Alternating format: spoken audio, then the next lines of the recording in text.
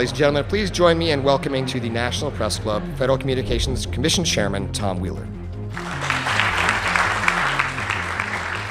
It's an honor to be here at the National Press Club. The first generation wireless, 1G, was voice. The second generation, 2G, allowed both talk and text. The third generation, 3G, the internet, in a limited way. And today's technology, 4G, completed that digital migration. But if anyone tells you that they know the details of what 5G is going to become, run the other way. There's no doubt now that electric waves, electromagnetic forces, cause direct biological effects. There's thousands of peer-reviewed papers on this subject. There's no doubt about it. But what are these effects? How are they affecting us? What can we do about it? We're now at a stage where we're putting in what's called 5G, which is a special type of broadcast for high-density information transfers. And it turns out that this is the same frequency bands that are used in crowd dispersal weaponry. Yes, 5G will connect the Internet of everything. If something can be connected, it will be connected in a 5G world. Hundreds of billions of microchips connected in products from pill bottles to plant waterers, requiring massive deployment of small cells. We won't wait for the standards. Now, to make this work, the 5G build-out is going to be very infrastructure intensive. We must reject the notion that the 5G future will be the sole provenance of urban areas. The 5G revolution will touch all corners, and that's damn important. The interconnected world of the future will be the result of decisions we must make today. I'm Sharon Goldberg. I'm an internal medicine physician. I've practiced medicine for 21 years, and my background is mostly academic, internal medicine, hospital-based, clinical research, and medical education. I'm a certified Microsoft small business specialist. I worked on space station designing the cabling system for the airlock module, where I was responsible for EMI, EMC analysis, which is electromagnetic interference, electromagnetic compatibility. I am a professor in the Department of Epidemiology, Biostatistics, and Occupational Health, and I teach there both toxicology and health effects of electromagnetic radiation. My name is Daphne Tachover, and I'm the founder of an organization called We Are the Evidence. We are an organization that represents the many adults and unfortunately many children who have become very sick from wireless technology radiation. There seems to be a couple false Easter eggs being put out there right now. I want to make sure we dispel that right off the gate. The effects of wireless on health scientifically are very, very clear. So it's always pushed back to the definition of an acceptable level of radiation. And that's what this is, by the way. This is about radiation. Wireless radiation has biological effects, period. My name is Dr. Angie Kolbeck. I've been reviewing the studies showing the impacts of wireless radiation on our health, and there are now thousands of studies showing the following adverse health impacts to wireless radiation: cancer, oxidative damage, DNA damage, DNA failure. Things like memory, dizziness, anxiety, brain fog. Headaches, nosebleeds, cognitive problem, exhaustion. We have evidence of DNA damage, cardiomyopathy, which is the precursor of congestive heart failure. Short and long-term memory loss, decreased attention spans, lower reaction times, even involuntary contractions of muscles causing misalignments of spines and jaws. Breast cancer. We suddenly have breast cancer in women who have no DNA predisposition. Disrupted immune function and change in stress proteins, reproductive and fertility effects. There are dozens and dozens of studies that show beyond any doubt what this radiation is doing to our sperm. Now, if you take the cell phone out of your pocket, the sperm will recuperate within 3 to 4 months. What would not recuperate would be the damage to the DNA of the sperm. That is irreparable. The wife of the ex-governor of Indiana was diagnosed with glioblastoma. Same brain tumor Ted Kennedy had and John McCain had. Did you look at John McCain's scar? This is a cell phone brain tumor. LeBron James, one of our sports people, had a salivary gland tumor. That is another cell phone tumor. You didn't hear about it because immediately after that was discovered, he was paid by Samsung to become their spokesperson. We are seeing increases in brain tumors.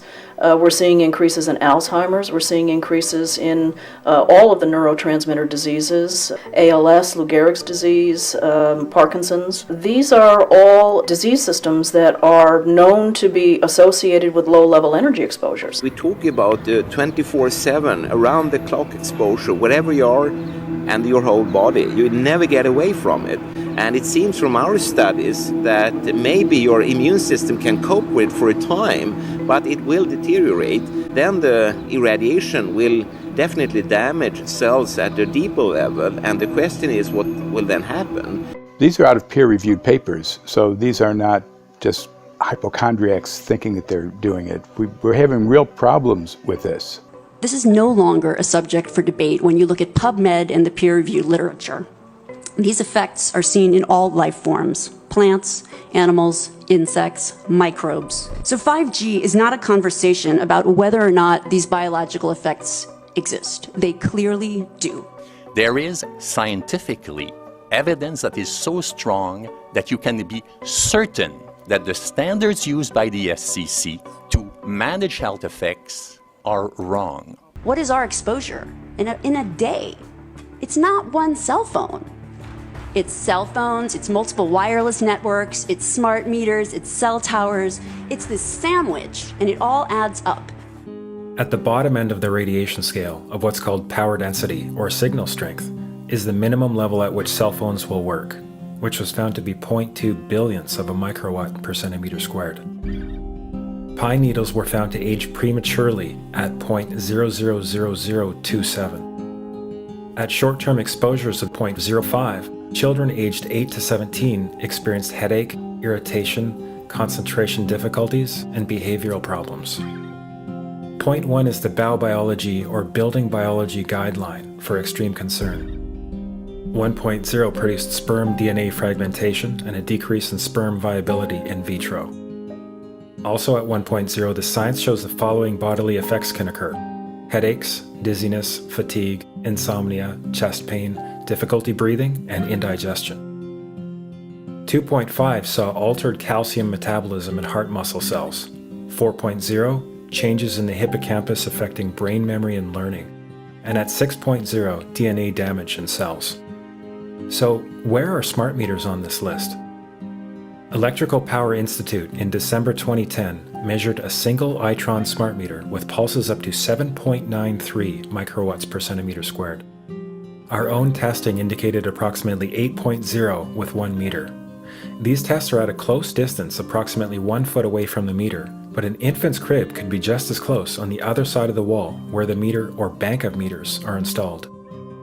Even though there are all these known health effects at levels far lower, Switzerland, Liechtenstein, and Luxembourg see fit to set the standard at 9.5.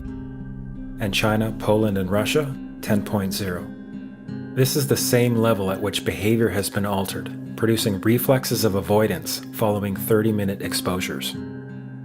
A room of 12 smart meters, very common and even a conservative number in an apartment building, tested at 19.8 microwatts per centimeter squared. This is hundreds of times higher than levels which clearly indicate harmful effects. So, how can utilities and governments get away with forcing these devices on everyone? This is how.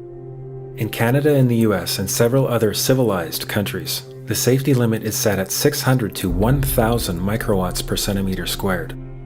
This so-called safety limit is literally tens of thousands of times higher than levels which are known to damage health according to peer-reviewed published science.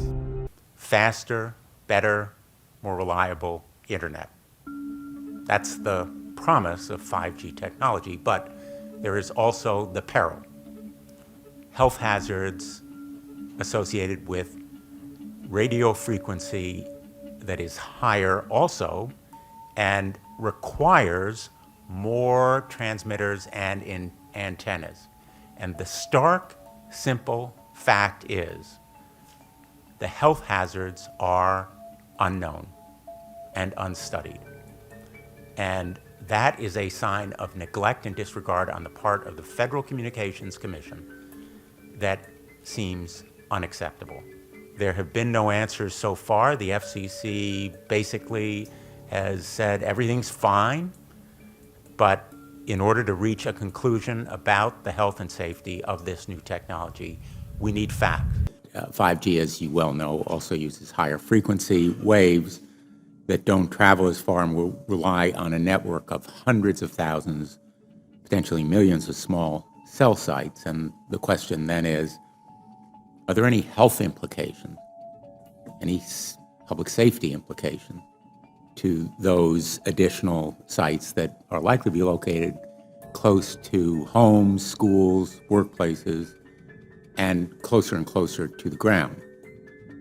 Correct? Correct, Senator. Yes. So my question for you, particularly Mr. Gillen and Mr. Perry, how much money has the industry committed to supporting additional independent research? I stress independent research. Is that independent research ongoing? Has any been completed? Where can consumers look for it? And we're talking about research on the biological effects of this new technology. Thank you, Senator. I think, thank you for your focus on the issue. Safety is paramount, and as you alluded to, we rely on the expert agencies, we rely on the findings of the FDA and others as to the requirements to keep all of us safe. There are no industry-backed studies, to my knowledge right now. Happy to visit with you as to what opportunities you think there needs to be more studies, and we're always for more science. We also rely on what the scientists tell us. So essentially, the answer to my question, how much money? Zero. I can certainly follow up with you, Senator. To my knowledge, there's no active studies being backed by industry today. Anybody else know of industry commitments to back research, fund it, support it, to ascertain scientifically the health effect? No, I'm not aware of any. So there really is no research ongoing. We're kind of flying blind here, so far as health and safety is concerned. Thank you, Mr. Chairman. There's a tremendous amount of sponsored research by people who are hired to do studies to find no effect. And that's plagued this field in a number of countries. The radio frequency radiation work that we did was supported by Motorola. The relationship was really very cordial and very stress-free, but only up until we started generating data. These folks were very, very upset and began to talk about how are they going to handle this, what sort of spin can we put on this, what can we expect from this, and from that point on the relationship changed. What we saw was that Motorola began to exert more and more control over the work, telling us what to do, telling us how to write abstracts, what to say in the abstracts, what to say in the papers, how to do the work.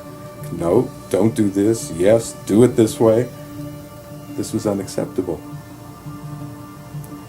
I had completed our study of DNA damage, and I submitted the final report to Motorola. They simply weren't willing to accept my interpretation of my study, my evaluation of my study, my knowledge of science at that point, and tried to urge me not to publish the study.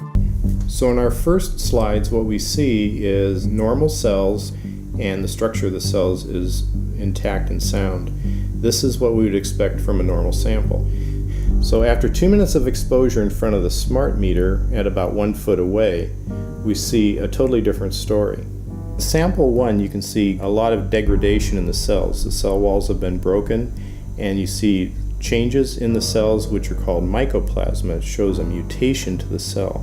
In the second sample, we see a different type of degradation to the cell membranes. You can see a corrugation here. This is called bottle cap formation, and it's known that this occurs due to oxidation or exposure to free radicals.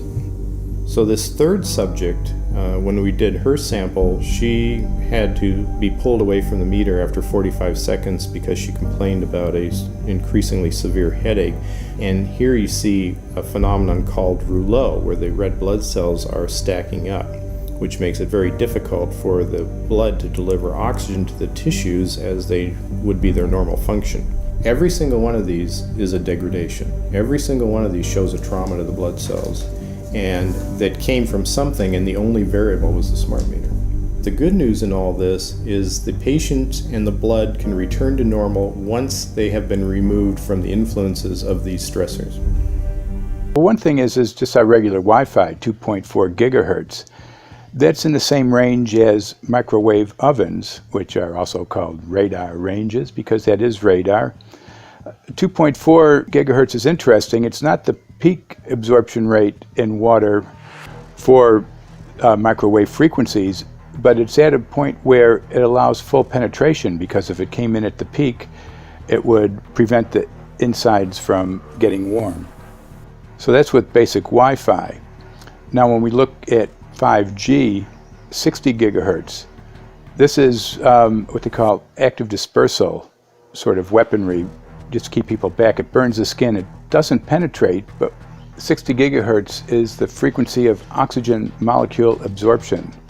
Since they have electrons that they share with each other, what we breathe is actually O2, pair of oxygen. So being bombarded with 60 gigahertz could very well impair our oxygen absorption rate in our body, and thereby the whole basis of our living system.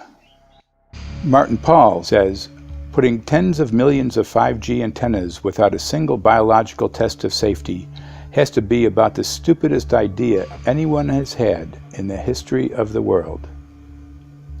So assessing all this, we have experts in various fields: military EMF weaponry, biological effects on humans, firefighters that are getting cognitive impairment by being there in them, countries that are banning these sort of technologies around schools because of the impairment to cognitive. Let's weigh that up in light of what Rudolf Steiner said in 1924 about just mere radio causing the impairment of cognitive functions on people, that they can receive news from around the world, but they can't understand it as well because of the effect of the electricity. We have to say, something smells sinister here. Where there are serious safety concerns and potentially misleading information coming from the FCC. For example, the previous chairman of the FCC is Tom Wheeler. He was the head of the Wireless Lobby Association for 14 years. Now remember, Obama told us there would be no lobbyists in his administration, so he took the biggest lobby and put him as a head of the FCC. And that's damn important. What you should really think about is, why is it that they're not insured? It's not that they chose to be self-insured. They actually rejected by the insurance company from being insured because they understand the risk.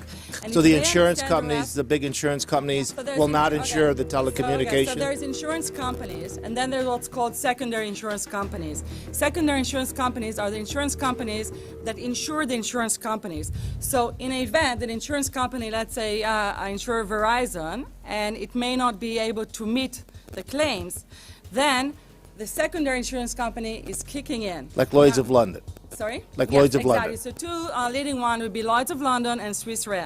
Both told the insurance company not to insure the wireless industry, and this is why they're not insured. And that should give you a hint. Major U.S. government study on rats finds a link between cell phones and cancer. Very first government study linking the radiation from cell phones to cancer. Two-decade, $30 million federal study out today found there is some evidence of a link between cell phone radiation and brain cancer.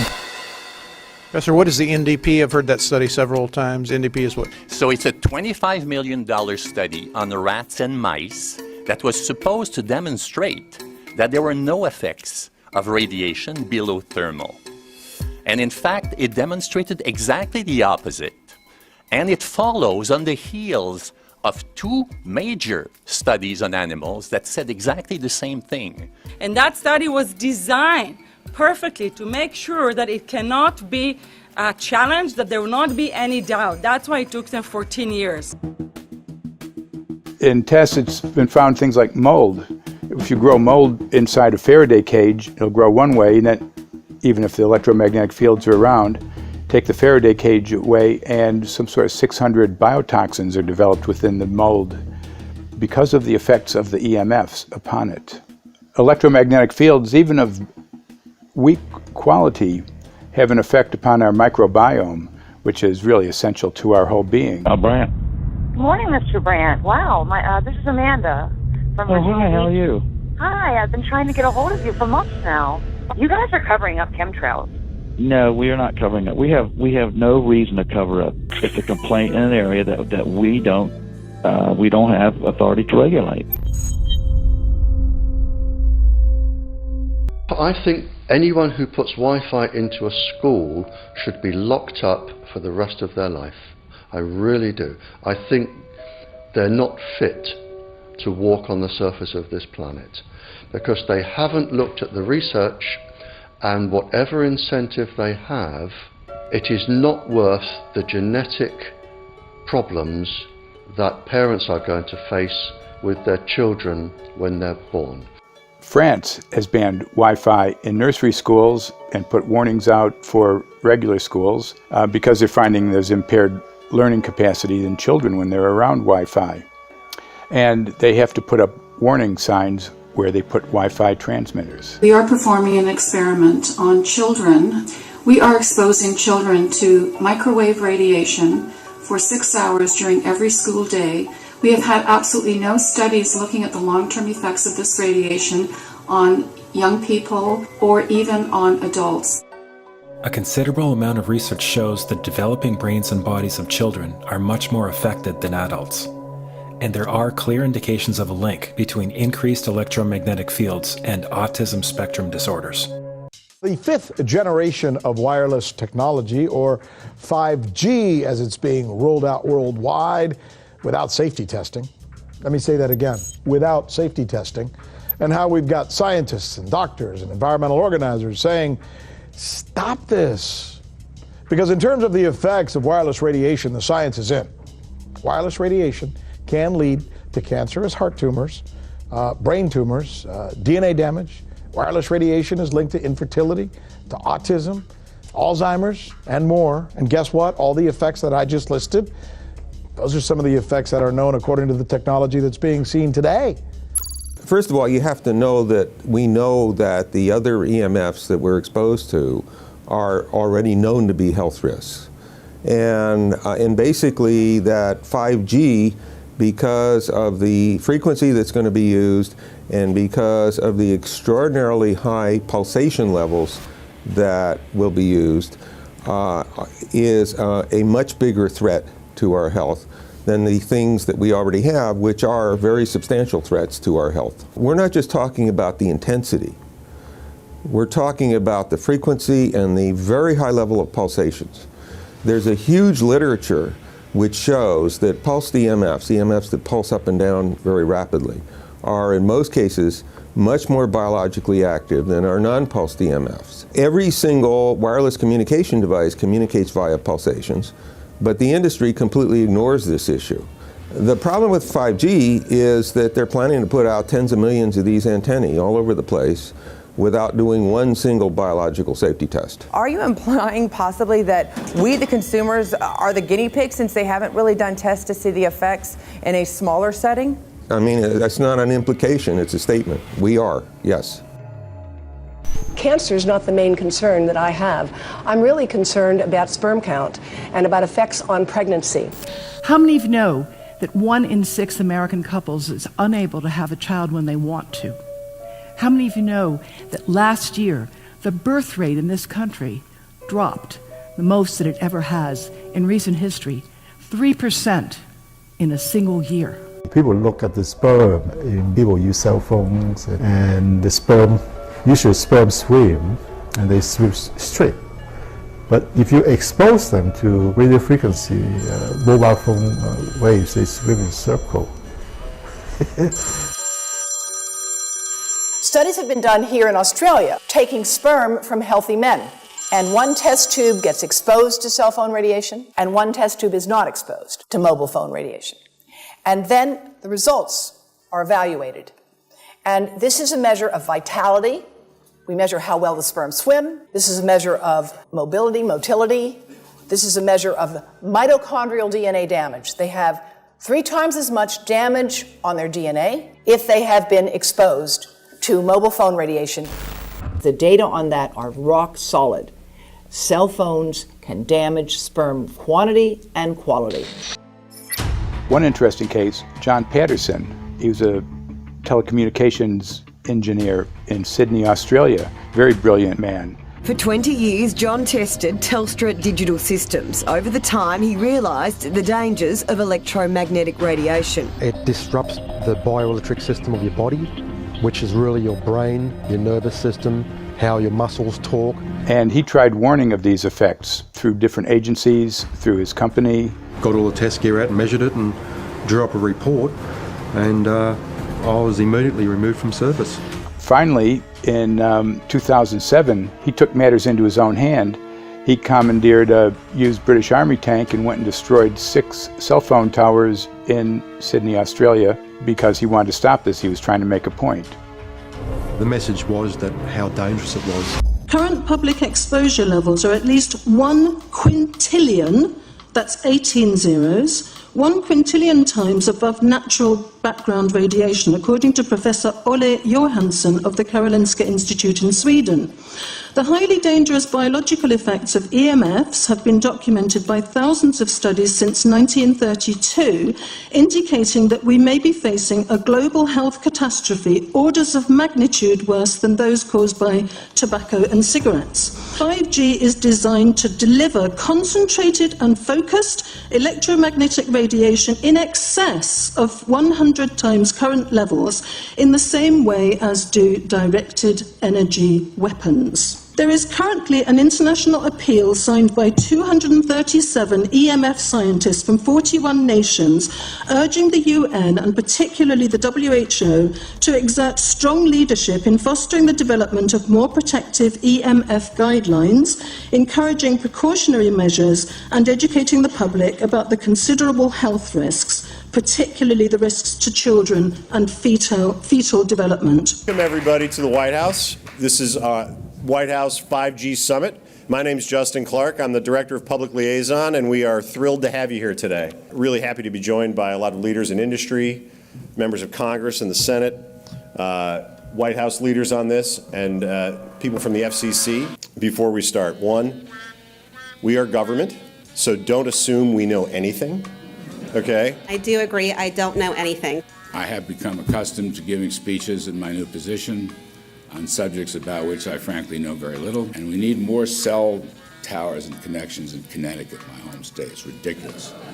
The U.S. is in the lead thanks to our private sector as well as the work of the FCC and this administration overall. But China and South Korea and many other countries are eager to claim this mantle. We have every intention to deploy 5G first and reap the benefits of faster and more robust wireless. Yes, I hope we beat China, of course. And get to gigabit speeds and low latency, and the race has begun. Let there be no mistake. The race to 5G is a sprint. Winning the global race to 5G, it's a national priority. We must bear in mind the national security implications of winning the race on 5G. Today we're talking about the importance of being first in 5G, continued commitment to putting America first in the race to 5G. We're calling it America First, 5G First. Well, our strategy is called the 5G FAST Plan, a plan to facilitate America's superiority in 5G technology. Connected devices for health applications, which I love, has the capacity to make people healthier, as I understand it, a lot of medical applications. Industry is not asking the government for money to build 5G networks. They're asking us to cut the red tape that surrounds infrastructure deployment. We cannot let today's red tape strangle the 5G future. The red tape slows and sometimes stops the building of densified network facilities necessary for 5G. As we continue our efforts to keep government out of the way so that America can continue its leadership for America to win the race to 5G. One path is the government regulatory path. The other path is the private enterprise free market, the gales of creative destruction Schumpeter path. Have you ever heard that? Gales of creative destruction? It just means let it rip. The new replaces the old. With 5G, we're on the cusp of another era of American innovation. It means an even more connected world for everyone around us, unlocking the potential of the Internet of Things to become safer, healthier, and more sustainable for our future. You know, sometimes, look, we all believe in the 10th Amendment, but sometimes you have to override it.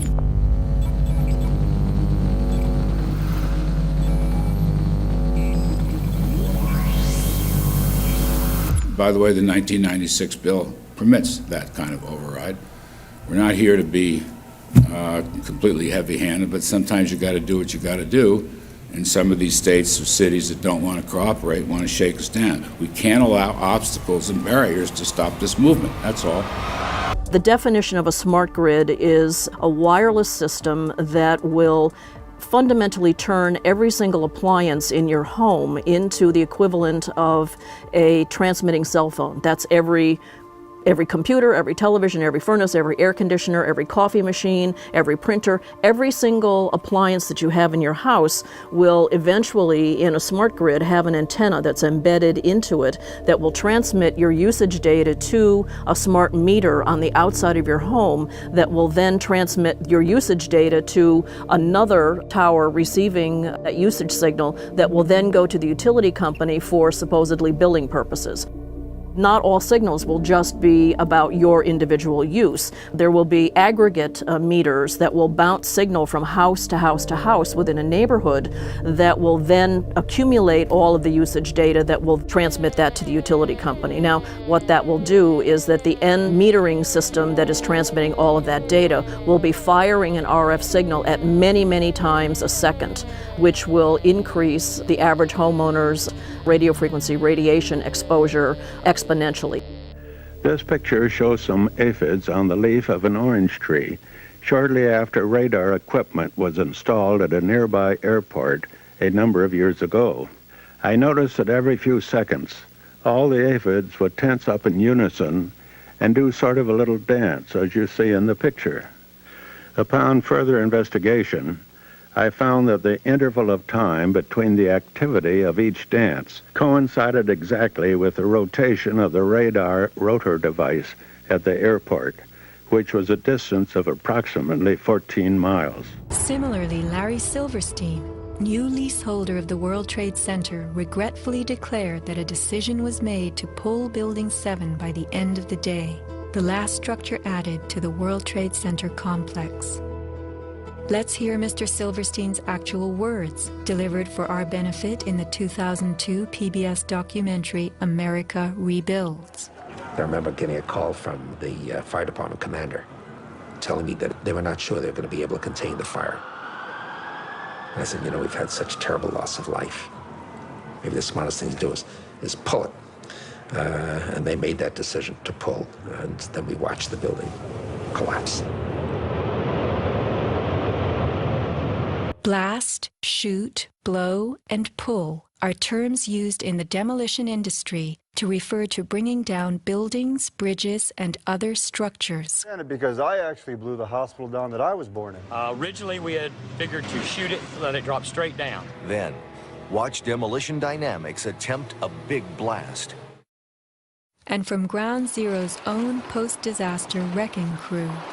By mid-December, the Department of Design and Construction had leveled World Trade Center buildings 4 and 5. Hello? Oh, we're getting ready to pull building 6.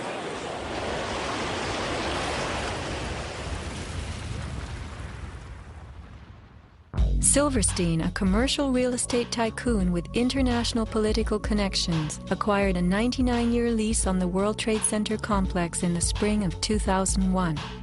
Throughout the summer, he reworked the insurance policies on his new property, making sure that it was covered for acts of terrorism.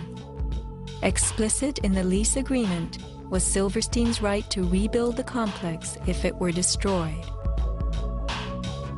After 9/11, Mr. Silverstein fought his insurers in court to obtain double his policy limits for the destruction of his property, maintaining that the double hijacking constituted 2 disasters caused by terrorists, not just one. He won and was awarded over $7 billion, a magnificent return on his original $15 million investment. Just in the last few seconds, another building, building number 7, one of the buildings in support of the World Trade Center towers, has collapsed. World Trade 7, functioning as the command center for the complex, housed giant diesel backup and oxygen systems, the mayor's protected emergency bunker, and offices for the CIA, Secret Service, Department of Defense, and Securities and Exchange Commission. Its other tenants were insurance companies, brokerages, and banks. No plane hit Building 7, but at 5:20 p.m. on September 11th, it collapsed in a heap on the ground. Some damage to Building 7 is said to have been caused by debris from Tower 1. Though this New York Times article tells us Building 7 burned like a giant torch, the only visuals that exist are of unidentified smoke and a few small fires.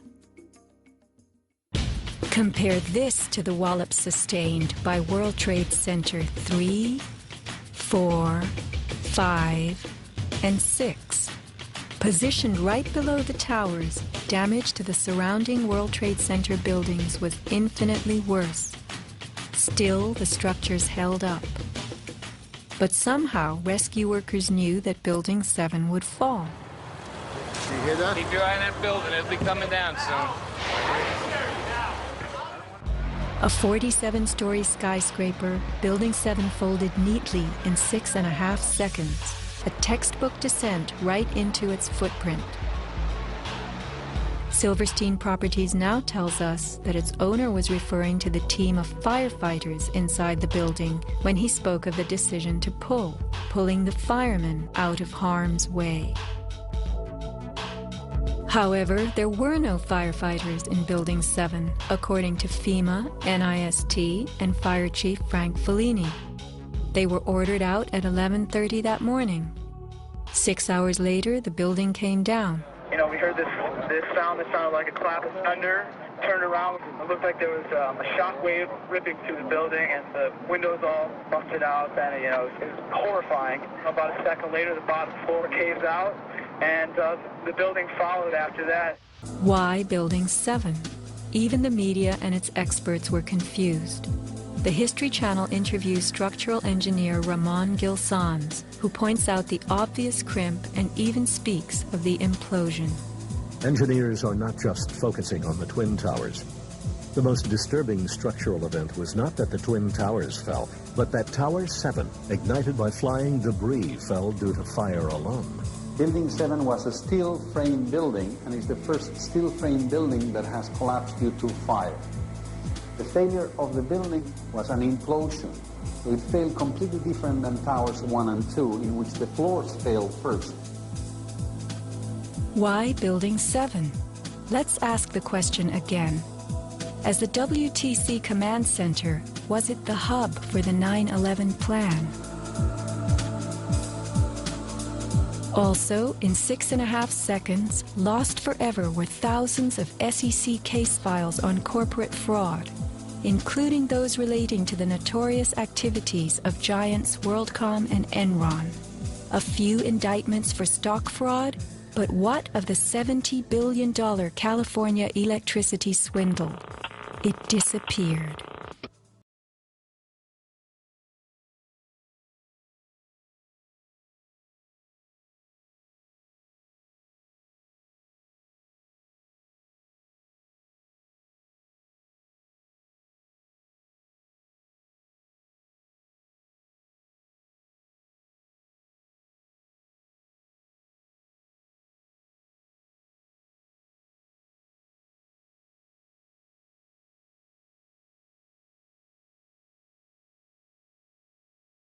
The event in human history most associated with pride in our own accomplishments, landing on the moon.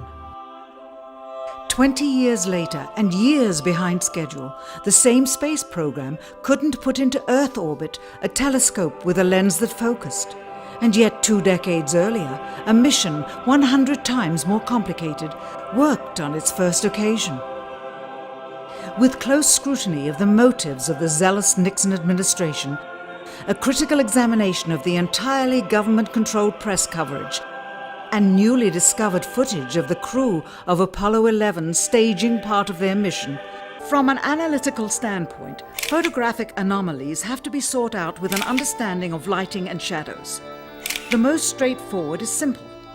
When objects are lit solely by the sun, as all the scenes on the moon were said to be, after all, lighting equipment was not only impractical, it was unnecessary in bright sunlight, then all shadows, regardless of the landscape, will run parallel with one another and never intersect, as shown by this example.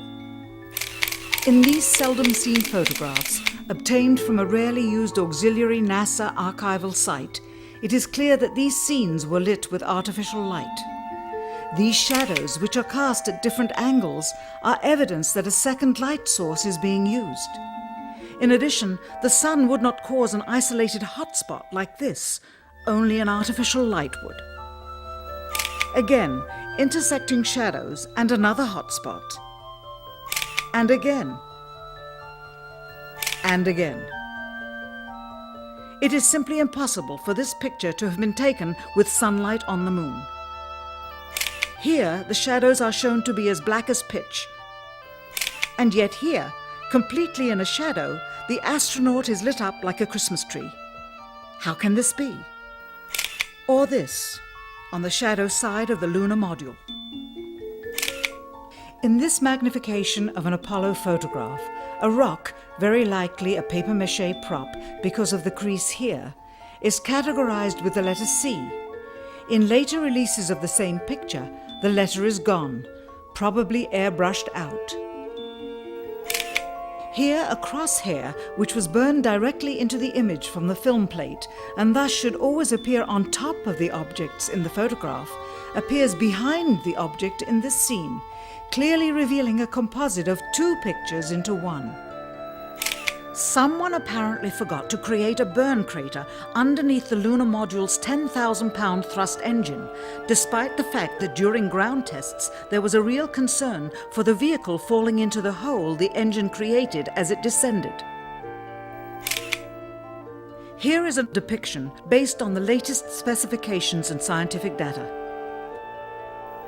In these enlargements, it looks as though the lunar module was simply placed there.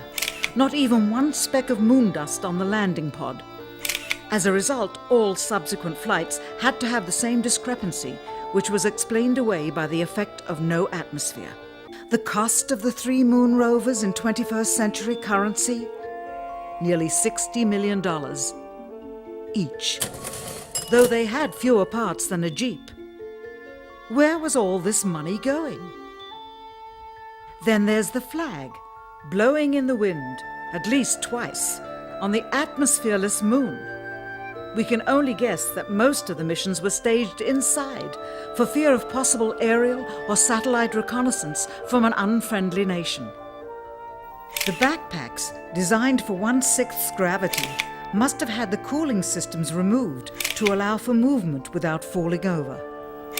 With very near and hot studio lighting, that left one hot astronaut inside.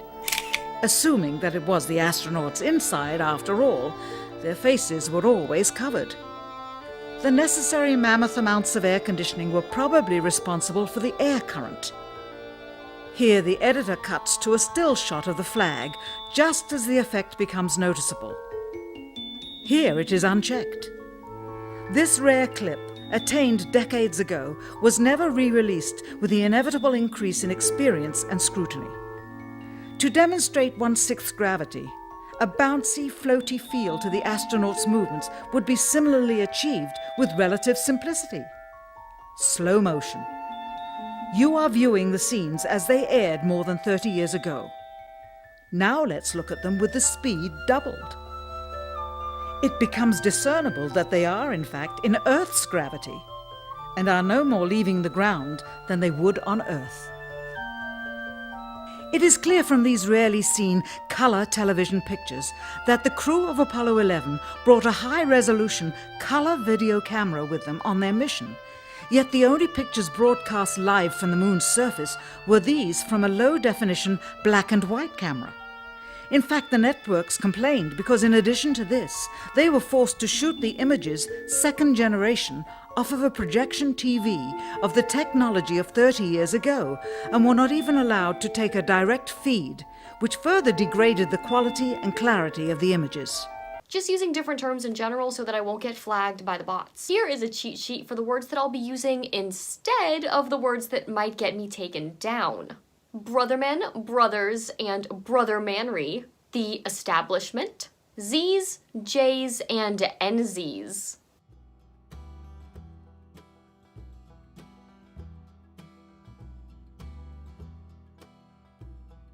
Everything else I will just put in front of my face when I talk. In the Garden of Eden there were many trees, but only one, the tree of knowledge of good and evil, was forbidden by Yah, or God. In the beginning was the truth, and the warning against false doctrines from the father of lies. From this tree comes everything within our fallen world. The lie told in the Garden of Eden is the same lie being told today. So atop this chart sits Gadrael, Lucifer, the dragon, the great architect of the universe, and so on. The Watchers had no problem getting a quick start educating humanity with the wisdom, which is now concealed in our second point on the chart, bam, Kabbalah. The Zohar, Kabbalah, the Talmud, Jewish mysticism. These are the foundation of the fallen world and the forbidden tree. So the Kabbalah and the Zohar are the fundamental books that most occult, magic, and satanic groups base their activities on.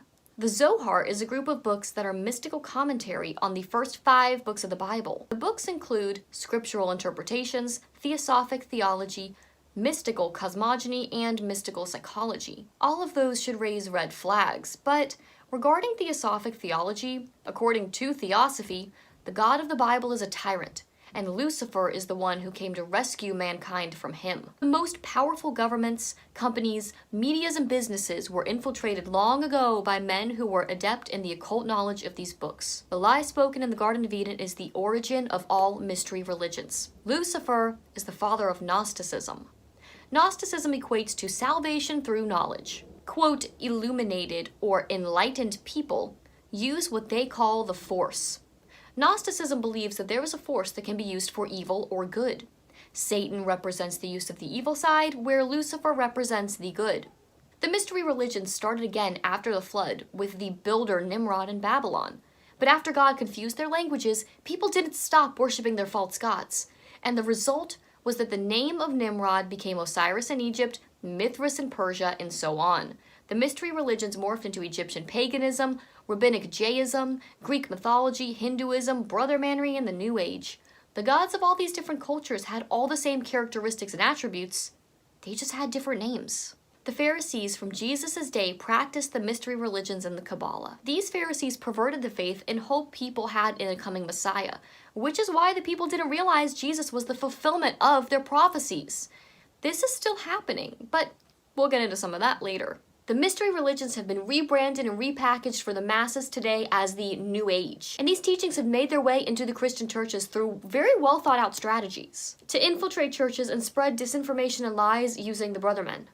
A poem from 1723 written in London called The Brothers, a Hudibrastic poem, tells the truth about the founding of brothermanry. One line says, "If history be not ancient fable, brothermen came from the Tower of Babel." Brotherman's history can be traced from Nimrod to Solomon to the Pharisees, then throughout Europe, where it was built on by secret societies like these, as well as the mystery religions like Mazdain to Mithraism, like witchcraft, Platonic humanists, and philosophers. Lucifer's mischaracterization of God gave birth to all religions. He took the first truth and inverted it. He's the good guy and God is the bad guy. At the core of all mystery religions, God is evil and Lucifer is the light bearer of freedom. A fact is there are powerful organizations running the world and at the top level worship Lucifer. My characterization is that these organizations are generally bad, evil in fact, and will be dealt with by the Judge the Most High. Others characterize Lucifer as a hero, but nothing changes the facts. Most researchers have come across the information about Albert Pike and Giuseppe Mazzini's letters about the world wars. They wrote that it would take 3 world wars to destroy the world's love for nationalism and to ensure the people would demand a one-world government. The letter, written in 1871, was sent to various Brotherman lodges and explained how 3 world wars were to be created to bring in a one-world government. One of the letters was displayed at the London Museum until 1977, where some claim it was moved to the British Library in London.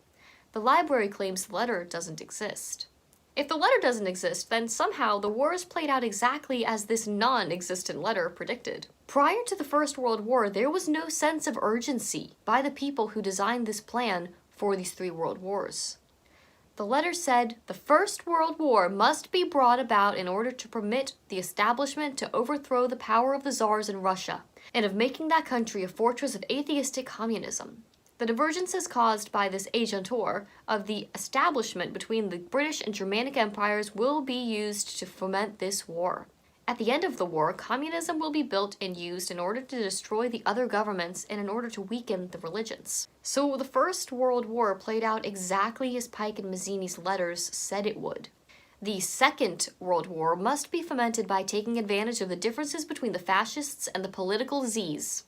This war must be brought about so that NZism is destroyed, and that the political Zism be strong enough to institute a sovereign state of Israel and Palestine.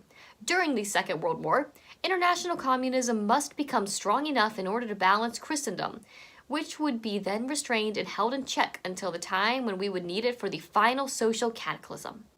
Check.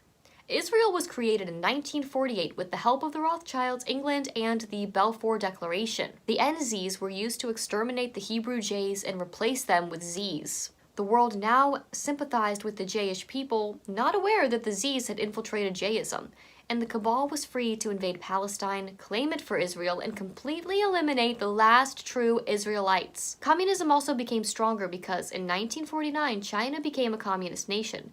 They just celebrated their 70th anniversary. So far, the first 2 world wars seem to have accomplished the goals set out by Pike and Mazzini. When the public is distracted by things like war, scientists are usually carrying out the most depraved experiments. Jennifer, have there ever been any real-life cases of people consuming blood that would actually prolong their lives? Well, we've always been fascinated with blood, and back in the 1700s, there's a gentleman known as Paul Burt who actually invented something called parabiosis. He basically took 2 rats, a younger rat and an older rat. He sliced them and sewed them together. The blood from the younger rat actually ended up having benefits to the older. So the older had better cognitive function, was able to go through a maze faster. However, the younger mouse ended up slowing down and wasn't able to maneuver through a maze. Joseph Mengele was a doctor of philosophy and medicine who performed horrifying experiments on humans and was responsible for the deaths of hundreds of thousands of people. The German SS officer and physician at the Auschwitz-Birkenau concentration camps during this had a bottomless pool of condemned human beings at his disposal. Do you see the problem? The mind control doctors saw their patients as subhuman, as cattle, guinea pigs. Now, participation by psychiatrists, scientists, and doctors were not just a few random guys interested in mind control. Instead, these experiments were organized and systematic, and involved many psychiatrists and medical schools in good standing, like Yale, Harvard, UCLA, Stanford. The mind control experiments occurred with biological and chemical weapons as well as radiation, all funded by these people. This did not happen the way that the establishment wants you to believe that it did. It's a massive topic worth exploring if you haven't already. Some Christians perceive spiritual warfare as something happening on a personal level, just the spiritual personal level. The world is not generally perceived as a threat. The monarch victims of today are the product of centuries of efforts by the Kabbalists, the Brothermens, and occult adepts to completely control human behavior. The reality is, the world and the most powerful people are out to destroy them. That there are real humans and real human institutions that desire to do physical harm to us humans as a whole. When the Monarch programming started, the top men in the Monarch programming project were in the establishment. Joseph Mengele was the lead programmer and had already achieved the rank of Grand Master within the establishment and was a skilled Kabbalistic magician. He disappeared from Auschwitz in January of 1945 when the establishment smuggled him to the US, so that his knowledge of programming which was fine-tuned on thousands of concentration camp child victims, could be put to the use on a mass scale in the US. Programming was simplistic before the NZ Germans came over. The reason for all the strange and horrific experimentation was for mind control.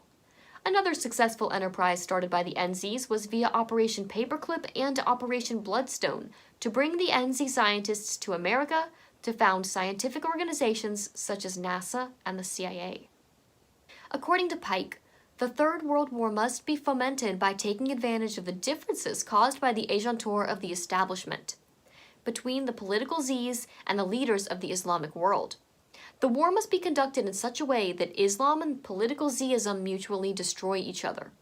Meanwhile, the other nations, once more divided on the issue, will be constrained to fight to the point of complete physical, moral, spiritual, and economical exhaustion. We shall unleash the nihilists and the atheist, and we will provoke a formidable social cataclysm, which in all its horror will show clearly to the nations the effect of absolute atheism, origin of savagery, and of the most bloody turmoil. Then everywhere, the citizens, obliged to defend themselves against the world, minorities of revolutionaries will exterminate those destroyers of civilization, and the multitude, disillusioned with Christianity, whose deistic spirits will from that moment be without compass or direction, anxious for an ideal, but without knowing where to render its adoration, will receive the true light through the universal manifestation, the pure doctrine of Lucifer, brought finally out in the public view. This manifestation will result from the general reactionary movement, which will follow the destruction of Christianity and atheism, both conquered and exterminated at the same time. Their, quote, global war on terror plan has succeeded, and true Christianity has been replaced with mystic or brother-manic Christianity, and atheism replaced with pseudo-pagan or New Age allegiance, all glorifying Lucifer's gnosis. The Scottish Rite motto is Order ab Chao, or Order out of chaos. The two beasts of Revelation represent the right and the left, the dark and the light, white and black, bad and evil. They're part of the same checkerboard floor. The left eye, the right eye, same face. As a point of interest, each of these has ties back to this family. In 1957, the New Age leader, Brotherman, and Theosophical Society president, Alice Bailey, said, "There is no dissociation between the one universal church, the sacred inner lodge of all true brothers, and the innermost circles of esoteric societies." She also wrote in her book Externalization of the Hierarchy that the three main channels through which the preparation for the New Age is going on might be regarded as the church, the Brotherman fraternity, and the educational field. The establishment has the power to control who the experts are. Pay attention to who is in these top positions, who gets Rhodes scholarships, academic positions, media coverage, or is seen as an expert in any field. Look who gets their books published, their songs played, their clothes worn. Their people are often placed in prominent positions when thousands of better candidates are overlooked. There is a power base the establishment creates by influencing who we think our experts are. The importance of distorting history at the very beginning is so everything from then on is built on a faulty foundation. The mind works to protect this framework at all costs, which is why so many suffer from cognitive dissonance and defend their tradition-oriented beliefs instead of actual truth. The reason this rewriting of history is important is to hide events and examples that would expose the occult rulers of not just the US, but across the world. Who writes the history books? Who pays to keep them written as they want? Brothermanic book, Ancient and Mystical Oriental Brothermanry from 1907 says, quote, "The ancient wisdom religion is the thread soul on which are strung all various incarnations and encasements of the religious life, begotten by that spiritual hierarchy, the Great White Brotherhood, in whose guardianship is the evolution of the human race." This may all seem random, but all of these characters eventually connect. Helena Blavatsky started the Theosophical Society, sometimes called Co-Brothermanry, with the help of a Rosicrucian group as the primary sponsors. It was her belief that Lucifer was the savior of mankind, and that the God of the Bible was the adversary of man, and felt that the name Satan described God better than Lucifer. Once the key to Genesis is in our hands, the scientific and symbolical Kabbalah unveils the secret. The great serpent of the Garden of Eden and the Lord God are identical. She is insinuating the secret of Kabbalah is that Lucifer is God. Blavatsky and the Theosophical Society see those believing in scriptures as fighting against divine truth, when repudiating and slandering the dragon of esoteric divine wisdom. Megachurches are full of New Age and frankly unbiblical teachings, like casting visions and prosperity preaching.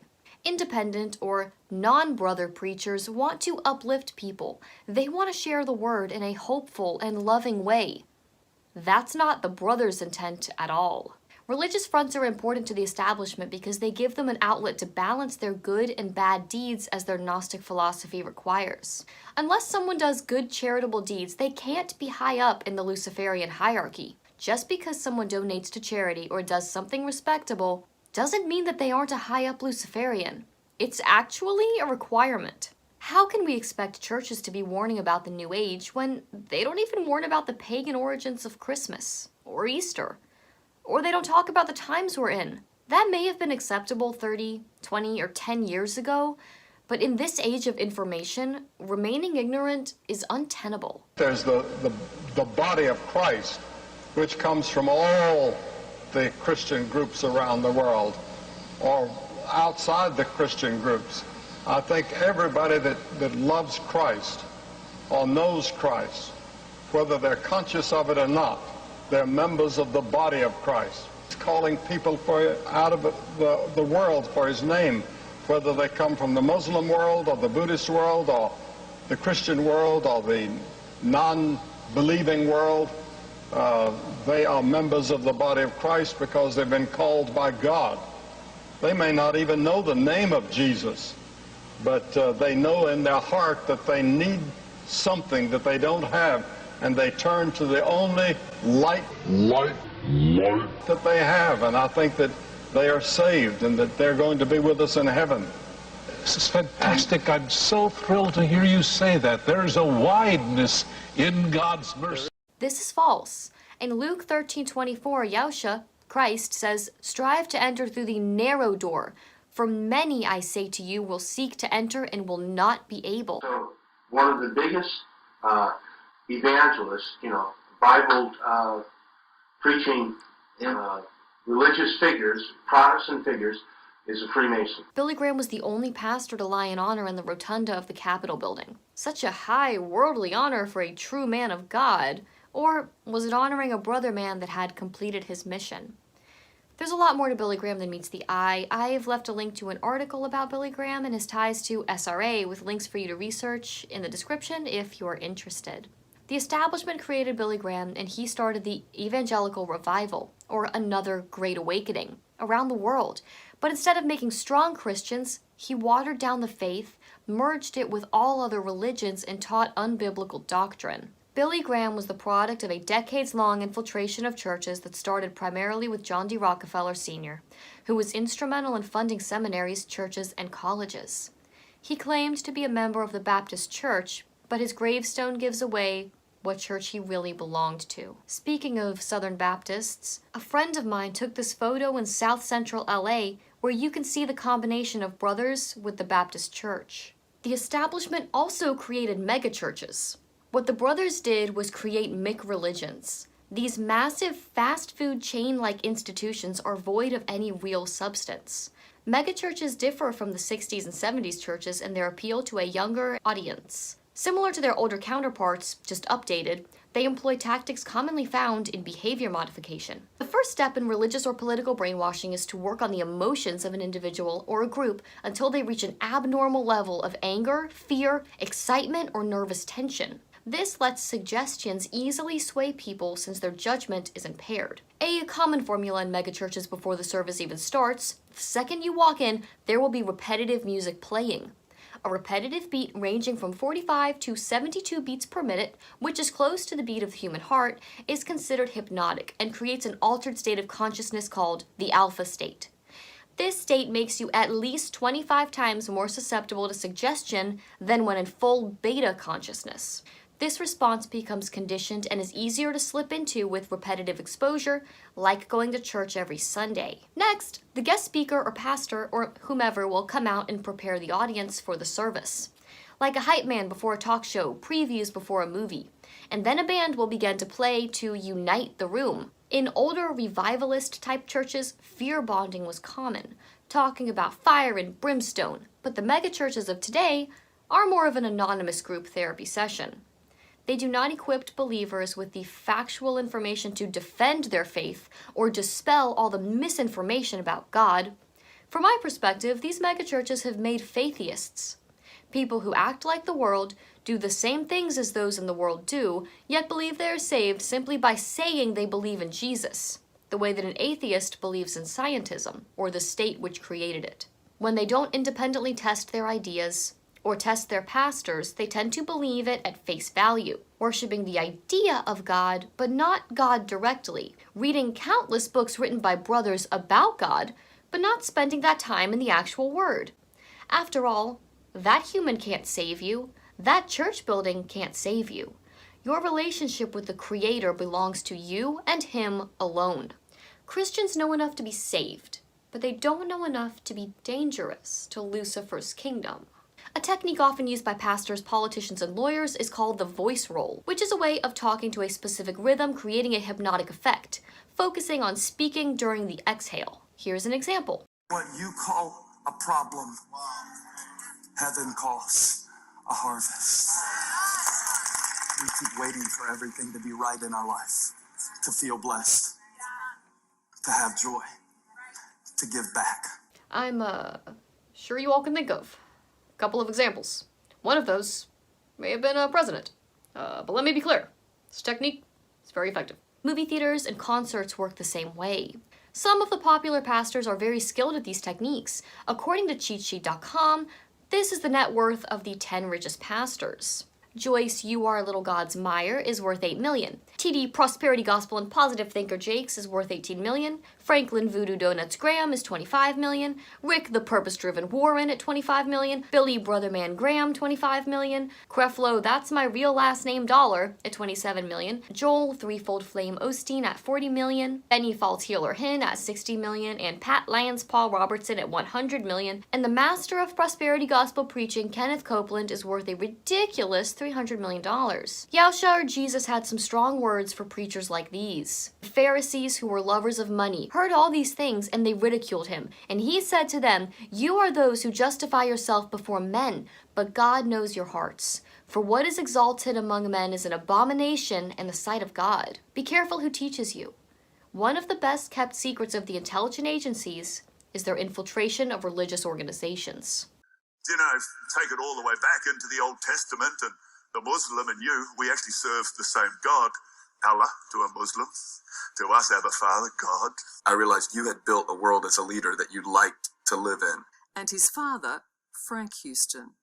He too was a high-profile church leader, but used his position and influence to abuse children. The occult groups that make up the establishment were the ones responsible for popularizing and infecting churches with false doctrines, like Christian Zionism and the idea of a third temple. The landmass known as Israel is a Z-state, created at the expense of the Hebrew Jays, after this, and has no relation to the Israel of the Bible. One of the lies that has crept in is believing that a third temple will be built in Jerusalem, reintroducing sacrifices and bring in the Jewish Messiah, who Christians wrongfully think is a human called the Antichrist. Some Christians think they don't have to worry about it because they're going to be secretly raptured. The idea of blood sacrifices being restored at a temple is a slap in the face to Jesus and his finished work on the cross. Christians who believe this are called Christian Zs, because they have been deceived by their pastors who were taught under the Z-funded Brothermen-run seminaries. This idea is part of a relatively new philosophy that has infiltrated Christian churches called dispensationalism. These pseudo-scriptural ideas the brothers are introducing into the churches include unquestioned Christian support for the state of Israel. Charles Spurgeon, a famous English Baptist preacher in the 1800s, also known as the Prince of Preachers. He worked hard to get people used to hearing Brotherman language that is not found anywhere in Scripture. There will be nothing there that is trumpery or temporary. Everything there is the best of the best, most suitable for the inhabitants, and most glorious to behold. The very streets are paved with gold, exceeding rich and rare. The best builders of earth cannot be compared to the great builder above, the eternal architect, the everlasting Brotherman, who has built those many mansions where his saints shall dwell forever. Another late 1800s preacher was Cyrus Schofield, a washed-up Kansas lawyer who had served as the U.S. District Attorney for Kansas but was forced to resign due to scandal and questionable practices. Z. Samuel Untermeyer found him through a network of contacts in the Jewish Theological Seminary. Untermeyer was given the job of injecting Jewish Z beliefs into Christianity, thus creating Christian Zism, or the people who, quote, stand with Israel. Samuel Untermeyer introduced Scofield to Z and socialist world leaders. Even with Scofield's shady past, a criminal record, and the fact that he had never been to seminary, the Zs were able to control the press, do some public relations work, and along with their international network, he became one of America's leading theologians. Scofield introduced the idea of dispensationalism, which includes the rapture and a rebuilding of the Third Temple, through his commentary in his Reference Bible, which was printed by Oxford University Press in London, which is owned by Brotherman. The origins of dispensationalism can be traced back to a channeler, a Jesuit priest, a theosophist, a washed-up lawyer, and a Z organization bound and determined to inject Talmudic beliefs into Christianity. Brothermen are the ones who have looked forward to the Jewish goal of rebuilding the Jewish temple. However, they know the temple is in us, our hearts, which they call Solomon's temple. Animal sacrifices are nothing compared to what the Luciferian cults do on Friday and Saturday nights across the United States and across the world in covens. They also meet on the many satanic holiday days. Over 300,000 covens exist in the United States alone, each having 13 or more members. A black prince, or a black satanic magician, once estimated that 40 to 60,000 satanic human sacrifices occur just in the U.S. yearly. My name is Katie Groves, and I am a survivor of the child snuff industry. This video is about my experience growing up in a child snuff ring known as Uncle Sam's Snuff Factory. This ring was located in Central Texas. The Snuff Factory, also known as the Genocide Factory, is the very literal definition of hell on earth. Churches should be the first to expose the reality of ritual and satanic ritual abuse and help victims, yet they remain silent. Or worse, they are some of the biggest perpetrators of human and drug trafficking. Worshipping the fallen angels has never stopped. The religion that began in the Garden of Eden with a lie has continued to this day, and is the power behind the establishment that controls everything. The infamous temple on Epstein Island is physical proof that this type of worship and sacrifice is still going on with the elite. They don't need a third temple in Jerusalem to make their human sacrifices. Solomon's temple that the brothers are building ends up to be nothing other than Lucifer, the light bearer's temple. He is standing in the holy place where he does not belong. The place where the Holy Spirit should dwell, in your heart, is replaced with a search for gnosis. Notice the pattern around everybody suddenly being against FE, except those that the spells don't work on. Everyone else feels irritated when the topic is brought up, so it's generally avoided. The internet is a dangerous place where sites are set up as decoys to take the pulse of people and then use the info against them. Like Godlike Productions and Facebook are examples of weaponized sites. This is the reason there is so much confusion in the so-called truther community. Most of it is run by the very darkest occultists with the agenda of destroying any hope for finding truth. I see it as another reason to stick with the Word of God and stay away from anything of the world. If the world knew everything that the occultists actually had technologically, which is at least 50 years more advanced than what they're telling us they have, we would go into something called future shock, because we can't possibly imagine what's actually being used and just that exists based on what we have now. It would be like taking somebody from the 1920s and like, hey guys, here's an iPhone. The people in power create incremental changes over time so that they go unnoticed by most. Our museums are covered in Brotherman art, our entertainment industry is dominated by their symbols, our entire history is the history of their conquests. Their architecture is everywhere. Lucifer is the god of this world, the architect, and nothing in architecture is ever superfluous. Their religion is shoved down our throats everywhere we turn. We are the drop and they are the wave. This secret knowledge isn't secret, it's everywhere you turn. It's just a matter of having eyes to see and ears to hear or not. Hey honey, do you need anything from the alchemical symbol for gold store?